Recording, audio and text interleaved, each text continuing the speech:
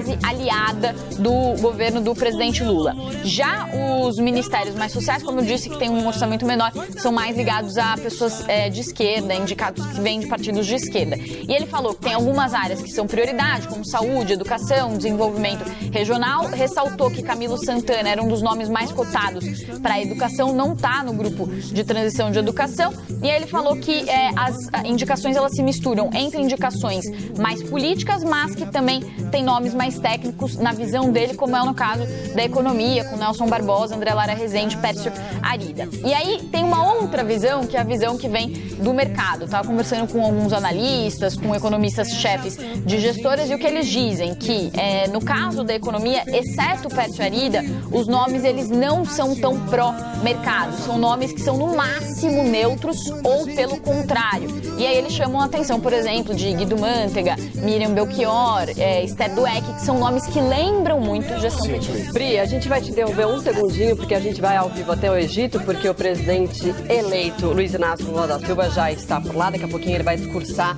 na cúpula do clima da ONU. Ele chegou mais cedo, né? Já conversou ali também com os governadores da região amazônica, né? Que entregaram, inclusive, uma carta para ele com diretrizes, com propostas para que haja um desenvolvimento sustentável, claro, a parceria entre o governo federal e também com países e parceiros internacionais para que esses projetos sejam viabilizados. Daí, então, o presidente eleito Luiz Inácio Lula da Silva participando desse evento da COP27, onde foi convidado pelo presidente do Egito para participar. O presidente Bolsonaro não foi, ele no seu lugar foi o ministro do Meio Ambiente, e a gente vê que tem uma movimentação bastante grande ali. Desde que o presidente eleito Lula chegou, tem muita gente ali perto dele, conversando com ele, é um foco ali de atenção, né, Jair? Exatamente, inclusive mais cedo, enquanto o Lula falava desse evento a respeito da Amazônia Legal, estava lá do lado inclusive de Alder Barbari, o governador reeleito do estado do Pará. Ele disse que vai pedir à ONU para que a COP em 2025 seja realizada aqui no Brasil. A gente está vendo aqui os preparativos de Lula já diante do púlpito, do microfone do qual ele vai começar o seu discurso na COP27, momento que é aguardado. Na frente dele está o fotógrafo do presidente, a todos. Many thanks, everyone. It's great to be here. Would like to announce the president-elect, Mr. Luiz Inácio Lula da Silva. We will speak now as an invitee from the COP27 presidency.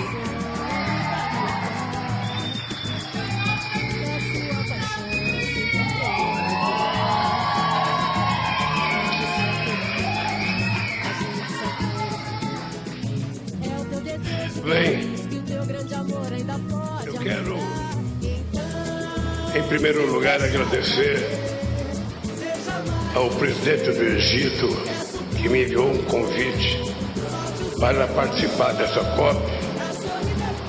Quero agradecer ao governador Helder Barbalho, governador do estado do Pará, no Brasil, que está presidindo o consórcio dos governadores dos estados amazônicos, que também participaram desse fórum. E quero dizer para vocês que é uma alegria essa volta política e participar de um primeiro evento patrocinado pela ONU, uma instituição que nós todos aprendemos a respeitar.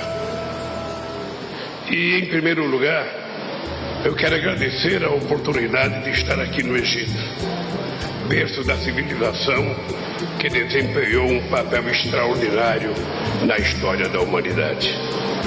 Quero também agradecer o convite para participar da 27ª Conferência das Nações Unidas sobre as Mudanças Climáticas. Sinto-me especialmente honrado, porque sei que esse convite não foi feito para mim, mas foi feito para o meu país e para o povo brasileiro.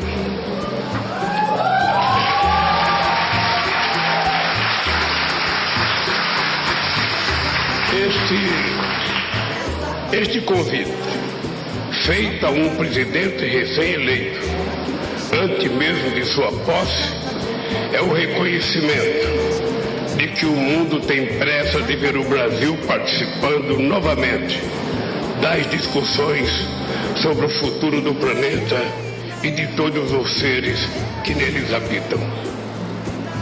O planeta que a todo momento nos alerta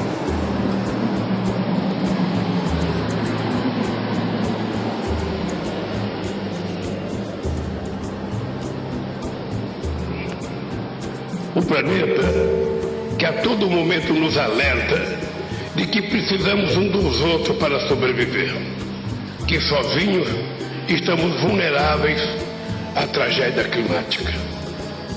No entanto, ignoramos esses alertas. Gastamos trilhões de dólares em guerras que só trazem destruição e mortes, enquanto 900 milhões de pessoas em todo o mundo não têm o que comer.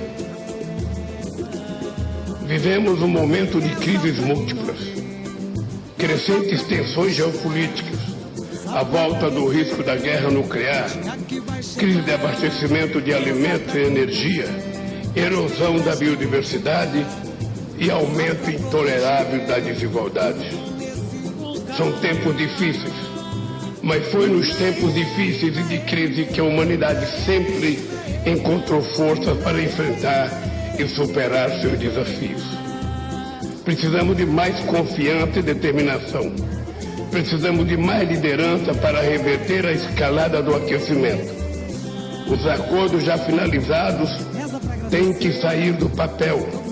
Para isso, é preciso tornar disponíveis recursos para que os países em desenvolvimento, em especial os mais pobres, possam enfrentar as consequências de um problema criado em grande medida pelos países ricos, mas que atinge de maneira desproporcional os mais vulneráveis. Senhoras e senhores, estou hoje aqui para dizer que o Brasil está pronto para se juntar novamente aos esforços para a construção de um planeta mais saudável, de um mundo mais justo, capaz de acolher com dignidade a totalidade de seus habitantes, e não apenas uma minoria privilegiada. O Brasil acaba de passar por uma das eleições mais decisivas de sua história, uma eleição observada com atenção inédita pelos demais países. Primeiro, porque ela poderia ajudar a conter o avanço da extrema-direita autoritária e antidemocrática e do negacionismo climático no mundo. E também porque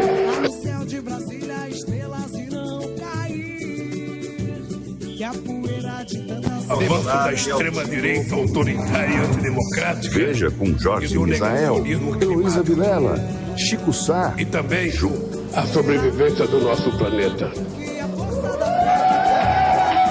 Ao final de uma disputa acirrada, o povo brasileiro fez a sua escolha e a democracia venceu. Com isso, volta a vigorar os valores civilizatórios, o respeito aos direitos humanos e o compromisso de enfrentar com determinação a mudança climática. O Brasil já mostrou ao mundo um caminho para derrotar o desmatamento e o aquecimento global. Entre 2004 e 2012, reduzimos a taxa de devastação da Amazônia em 83%, enquanto o PIB agropecuário crescia 75%. Infelizmente, desde 2019, o Brasil enfrenta um governo desastroso em todos os sentidos, no combate ao desemprego e às desigualdades, na luta contra a pobreza e a fome, no descaso com a pandemia que matou 700 mil brasileiros e brasileiras, no desrespeito aos direitos humanos, na sua política externa que isolou o país do resto do mundo e também na devastação do meio ambiente. Não por acaso, a frase que mais tenho ouvido dos líderes de diferentes países é a seguinte frase: o mundo sente saudade do Brasil. Quero dizer para vocês que o Brasil está de volta. Está de volta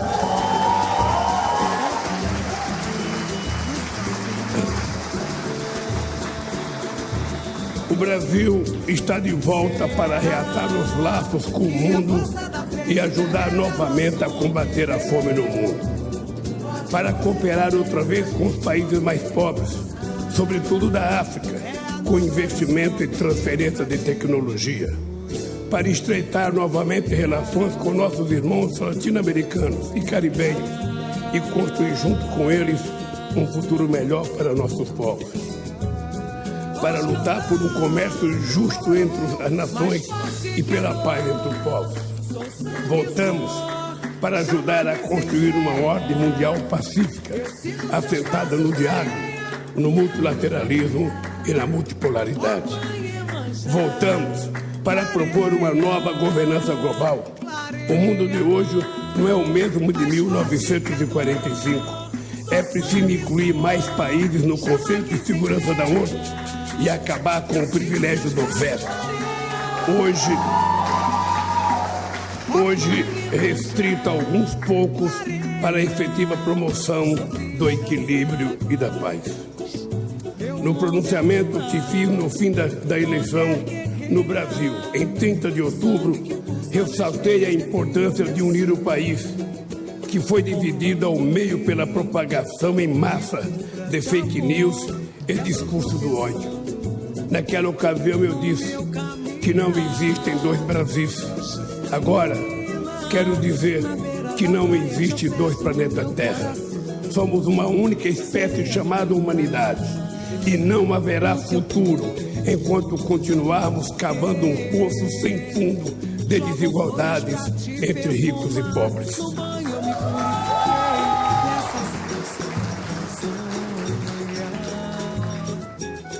Precisamos de mais empatia uns com os outros. Precisamos construir confiança entre os nossos povos. Precisamos nos superar e ir além dos nossos interesses nacionais imediatos, para que sejamos capazes de tecer coletivamente uma nova ordem internacional que reflita as necessidades do presente e nossas aspirações para o futuro.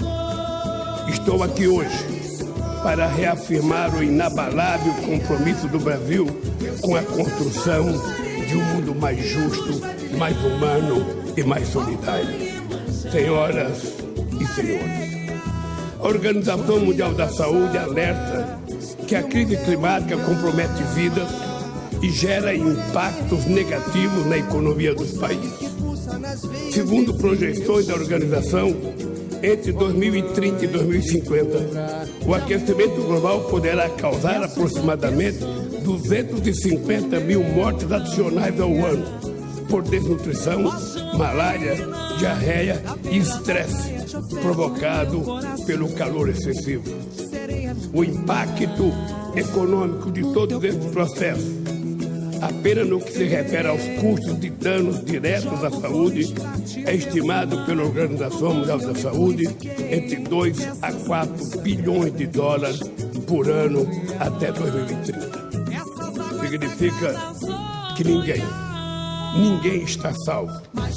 Os Estados Unidos convivem com tornados e tempestades tropicais cada vez mais frequentes e com potencial destrutivo sem precedentes. Países insulares estão simplesmente ameaçados de desaparecer. No Brasil, que é uma potência florestal e hídrica, vivemos em 2021 a maior seca em 90 anos e fomos assolados por enchentes de grandes proporções que impactaram a vida de milhões de pessoas. A Europa enfrenta uma série de fenômenos meteorológicos e climáticos extremos em várias partes do continente, de incêndios devastadores e inundações que causam um número inédito de mortes. Apesar de ser o continente com menor taxa de emissão de gases de efeito estufa do planeta, a África também vem sofrendo eventos climáticos extremos. Enchentes e secas no Chad, Nigéria, Madagascar e parte da Somália. Elevação do nível dos mares, que no futuro próximo será catastrófica para as dezenas de milhões de egípcios que vivem no delta do Rio Nilo. Repito, ninguém está salvo. A emergência climática afeta a todos, embora seus efeitos recaiam com maior intensidade sobre os mais vulneráveis. A desigualdade entre ricos e pobres manifesta-se até mesmo nos esforços para a redução das mudanças climáticas. 1% mais rico da população do planeta vai ultrapassar em 30 vezes o limite das emissões de gás carbônico necessário para evitar que o aumento da temperatura global ultrapasse a meta de 1,5 grau centígrado até 2030. Esse 1% mais rico está a caminho de emitir 70 toneladas de gás carbônico per capita por ano. Enquanto isso, os 50% mais pobres do mundo emitirão em média apenas 1 tonelada per capita, segundo o estudo produzido pela ONG Oxfam e apresentada na COP26. Por isso, a luta contra o aquecimento global é indissociável da luta contra a pobreza e por um mundo menos desigual e mais justo. Queridas companheiras e queridos companheiros, não há segurança climática para o mundo sem uma Amazônia protegida. Não mediremos esforços para zerar o desmatamento e a degradação de nossos biomas até 2030. Da mesma forma que mais de 130 países se comprometeram a assinar a declaração de líderes de Glasgow sobre as florestas. Por esse motivo, quero aproveitar esta conferência para anunciar que o combate à mudança climática terá o mais alto perfil na estrutura do meu próximo governo.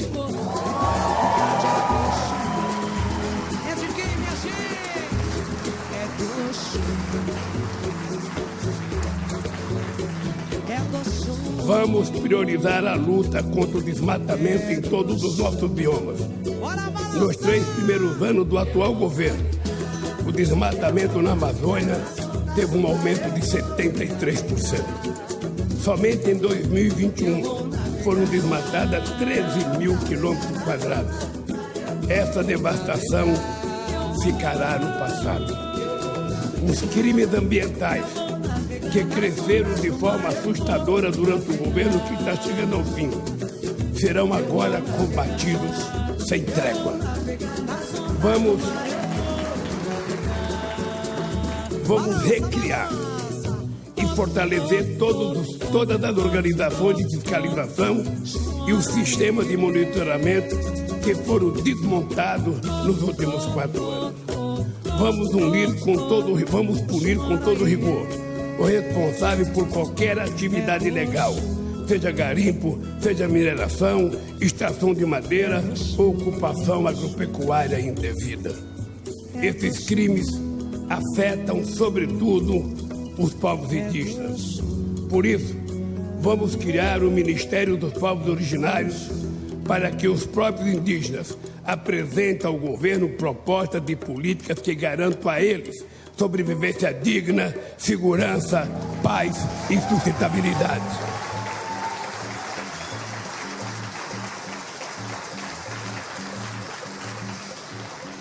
Os povos originários e aqueles que residem na região amazônica devem ser os protagonistas da sua preservação. Os 29 milhões de brasileiros que moram na Amazônia têm que ser os primeiros parceiros, agentes e beneficiários de um modelo de desenvolvimento local sustentável, não de um modelo que, ao destruir a floresta, gera pouca e efêmera riqueza para poucos e prejuízo ambiental para muitos. Vamos provar mais uma vez que é possível gerar riqueza sem provocar mais mudança climática. Faremos isso explorando com responsabilidade a extraordinária biodiversidade da Amazônia para a produção de medicamentos e, quem sabe, cosméticos e outras coisas. Vamos provar que é possível promover crescimento econômico e inclusão social, tendo a natureza como aliada estratégica e não mais como inimiga a ser abatida a golpe de tratores ou motosserras. Tenho o prazer de informar que logo após nossa vitória na eleição de 30 de outubro, Alemanha e Noruega anunciaram a intenção de reativar o Fundo Amazônia para financiar medidas de proteção ambiental na maior floresta tropical do mundo. O balanço é pra valer! O fundo dispõe hoje de mais de 500 milhões de dólares, que estão congelados desde 2019 devido à falta de compromisso do governo atual com a proteção da Amazônia. Estamos abertos à cooperação internacional para preservar nossos biomas, seja em forma de investimento ou pesquisa científica, mas sempre sob a liderança do Brasil, sem jamais renunciarmos à nossa soberania. Conjugar desenvolvimento e meio ambiente também é investir nas oportunidades criadas pela transição energética, com investimento em energia eólica, solar, hidrogênio verde e biocombustíveis. São áreas nas quais o Brasil tem um potencial intenso e imenso, em particular no Nordeste brasileiro, que apenas começou a ser explorado. Cuidar das questões ambientais também é melhorar a qualidade de vida e as oportunidades nos centros urbanos, fornecer alternativas de meio de transporte com menor impacto ambiental, gerar empregos em indústrias menos poluentes na cadeia industrial da reciclagem, que melhora o aproveitamento das matérias-primas e no saneamento básico, que protege a nossa saúde e nossos rios, cuidando da água, elemento indispensável à nossa vida. A produção agrícola sem equilíbrio ambiental deve ser considerada uma ação do passado. A meta que vamos perseguir é a da produção com equilíbrio, sequestrando carbono e protegendo nossa imensa biodiversidade, buscando a regeneração do solo em todos os nossos biomas e o aumento da renda para agricultores e pecuaristas. Estou certo de que o agronegócio brasileiro será um aliado estratégico do nosso governo na busca de uma agricultura regenerativa e sustentável, com investimento em ciência, tecnologia e educação no campo, valorizando os conhecimentos dos povos originários e comunidades locais. No Brasil, há vários exemplos exitosos de agroflorestas. Temos 30 milhões de hectares de terras degradadas. Temos conhecimento tecnológico para torná-las agricultáveis. Não precisamos desmatar sequer 1 metro de terra, de floresta, para continuarmos a ser um dos maiores produtores de alimentos do mundo. Este é o desafio que se impõe a nós brasileiros e aos demais países produtores de alimentos. Por isso estamos propondo uma aliança mundial pela segurança alimentar, pelo fim da fome e pela redução da desigualdade com total responsabilidade climática.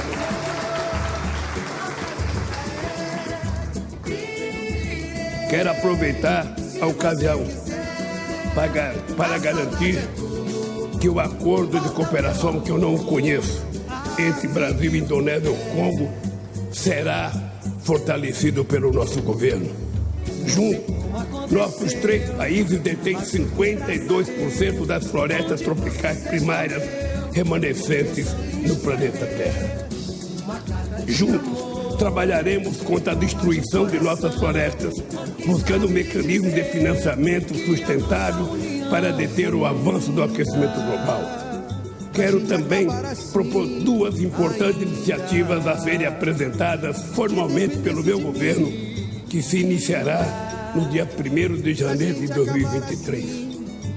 A primeira iniciativa é a realização da cúpula dos países membros do Tratado de Cooperação Econômica, para que Brasil, Bolívia, Colômbia, Equador, Guiana, Peru, Suriname e Venezuela possam pela primeira vez discutir de forma soberana a promoção do desenvolvimento integrado da região, com inclusão social e muita responsabilidade climática.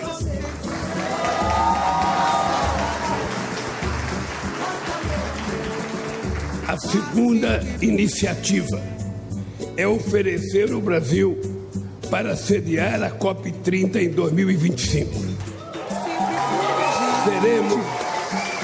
seremos cada vez mais afirmativos diante do desafio de enfrentar a mudança do clima, alinhados com os compromissos acordados em Paris e orientados pela busca da descarbonização da economia global.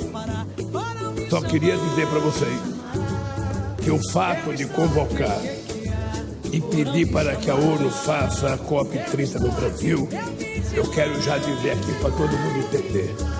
Já tem muitas cidades querendo levar a COP para lá. E eu quero aqui de público dizer que eu vou defender de forma veemente que a COP seja realizada no estado amazônico. Que ela seja...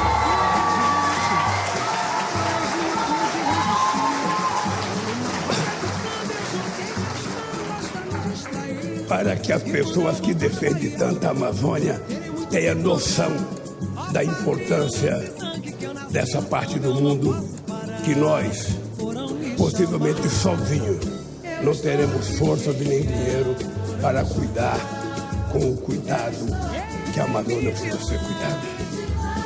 Enfatizo ainda que em 2024 o Brasil vai presidir o G20. Estejam certos de que a agenda climática será uma das prioridades. Até porque eu preciso discutir com os países ricos algumas decisões que já foram tomadas em várias outras COPs e que essas decisões não saem do papel e não são executadas. E nós precisamos ter clareza de que nós não podemos ficar prometendo e não cumprindo, porque senão seremos vítimas de nós mesmos. Eu queria lembrar vocês que em 2009, os países presentes na COP15 em Copenhague comprometeram-se em mobilizar 100 bilhões de dólares por ano. Eu vou repetir. Os países de 2009, na COP15, se comprometeram a mobilizar 100 bilhões de dólares por ano a partir de 2020, portanto já passaram 2 anos, para ajudar os países menos desenvolvidos a enfrentarem a mudança climática. Então, eu não sei quantos representantes de países ricos tem aqui, mas eu quero dizer que a minha volta também é para cobrar aquilo que foi prometido na COP15.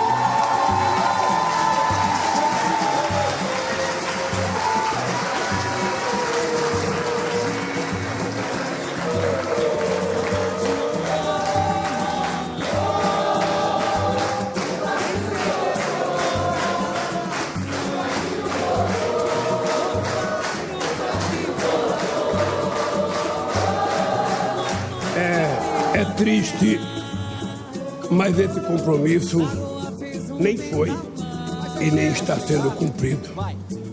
Por isso, nos leva a reforçar ainda mais a necessidade de avançarmos em outro tema desta COP27. Precisamos com urgência, mas com muita urgência, de mecanismos financeiros para remediar perdas e danos causados em função da mudança do clima.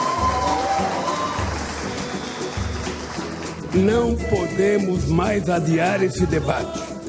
Precisamos lidar com a realidade de países que têm a própria integridade física de seus territórios ameaçados e as condições de sobrevivência de seus habitantes seriamente comprometidas. É tempo de agir. Não temos mais tempo a perder. Não podemos mais conviver com essa corrida rumo ao abismo. Se pudermos resumir em uma única palavra a contribuição do Brasil neste momento, que essa palavra seja aquela que sustentou o povo brasileiro nos tempos mais difíceis. A palavra esperança. A esperança combinada com uma ação imediata e decisiva pelo futuro do planeta e da humanidade. Eu tenho repetido desde o momento em que eu era presidente, entre 2003 e 2010. A ONU precisa avançar.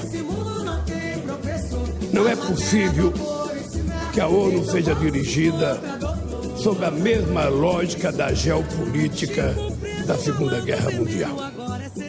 O mundo mudou, os países mudaram, os países querem participar mais, os continentes querem estar representados e não há nenhuma explicação. Não há nenhuma explicação para que só os vencedores da Segunda Guerra Mundial sejam os que mandam e dirigem o Conselho de Segurança. É importante ter em conta que o mundo está precisando de uma governança global, sobretudo na questão climática. Porque quando nós tomamos uma decisão e essa decisão é levada para o Estado Nacional, normalmente o Estado Nacional não concorda. Os empresários não aceitam. Os deputados e senadores não votam e não aprovam.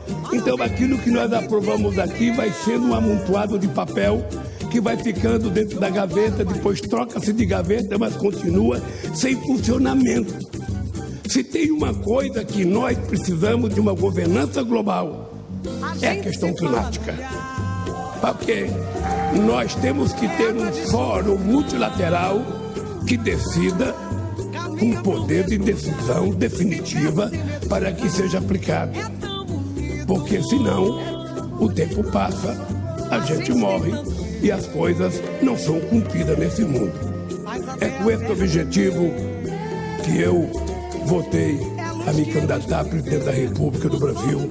É com esse objetivo que eu estou aqui falando de novo do povo brasileiro. Eu não votei para fazer o mesmo que eu já tinha feito. Eu votei para fazer mais. E por isso, espere um Lula muito mais cobrador para que a gente possa fazer um mundo efetivamente mais justo e um mundo humanamente melhor para todos nós.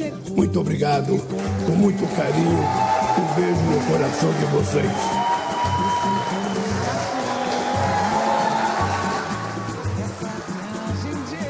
Aí então você ouviu o presidente eleito Luiz Inácio Lula da Silva discursando na COP27. Ele destacou aqui alguns pontos, defendeu que o Brasil cedia a COP30 num estado amazônico, disse que no G20 2024, quando o Brasil vai presidir, ele defende que o meio ambiente seja uma das prioridades, também defende que ricos ajudem pobres que sofrem ainda mais com as mudanças climáticas, também combate ao desmatamento em todos os biomas até 2030 e cobrou que o Conselho de Segurança da ONU seja presidido por outros países, né, que seja também que tenham representantes de outros países, além daqueles que, segundo ele, foram os vencedores da Segunda Guerra Mundial.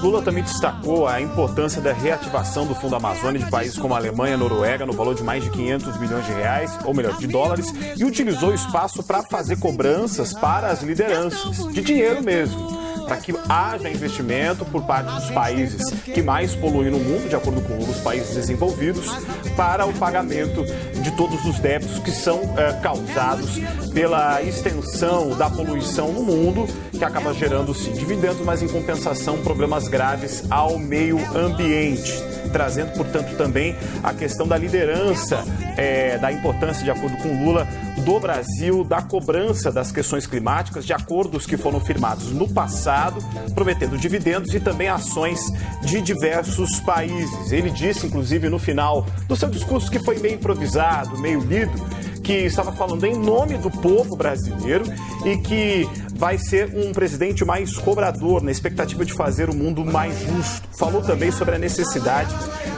da participação de todos aqueles envolvidos para evitar o aumento da fome no mundo inteiro. Fez o destaque de que o Brasil tem possibilidades, inclusive também, para a gente conversar agora com a Priscila Asbeck, de produzir mais, mesmo sem desmatar. Essa é uma cobrança que houve muito grande, né, Priscila? A gente viu, inclusive, o Lula criticando bastante o atual governo e as políticas que foram tomadas. Pelo que você viu desse discurso, a gente tem uma promessa aí que acena também a questão...